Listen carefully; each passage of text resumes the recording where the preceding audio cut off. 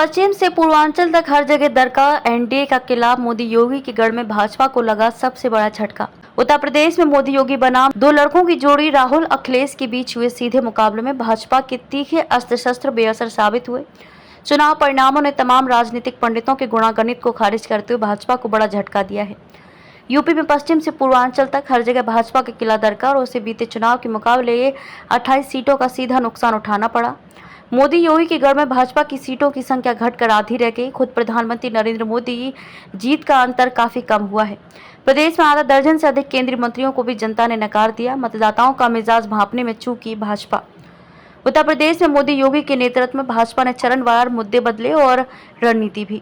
सनातन धर्म, मंगलसूत्र, राम मंदिर के साथ ही ध्रुवीकरण की भी कोशिशें हुई, लेकिन मतदाताओं का वास्तविक मिजाज भांपने में पार्टी कामयाब नहीं हुई। वहीं सपा का पीडीए, पिछड़ा, दलित और अल्पसंख्यक फॉर्मूला, संविधान बदलने व आरक्षण खत्म करने का दाम अपेक्षाकृत असरदार दिखा।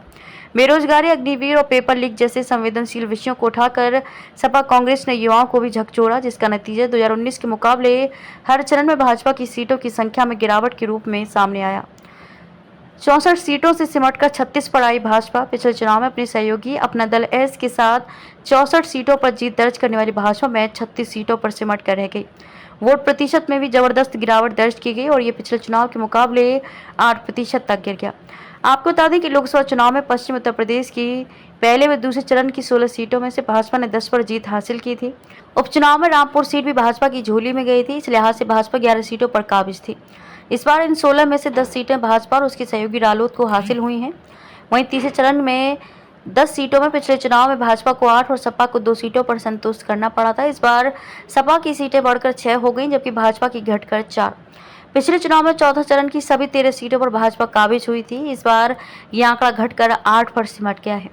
वहीं 5वें चरण की 14 सीटों में पिछले चुनाव में भाजपा को 13 और कांग्रेस को महज 1 सीट हासिल हुई थी। इस बार बदले माहौल में भाजपा घटकर 4 और कांग्रेस बढ़कर 3 पर पहुंची है। सपा को इस चरण में 7 सीटें हासिल हुई हैं। पूर्वांचल की 6वें व 7वें चरण की 27 सीटों में 2019 के चुनाव में भाजपा और उसके सहयोगी अपना दल ने 20 सीटों पर जीत दर्ज की थी।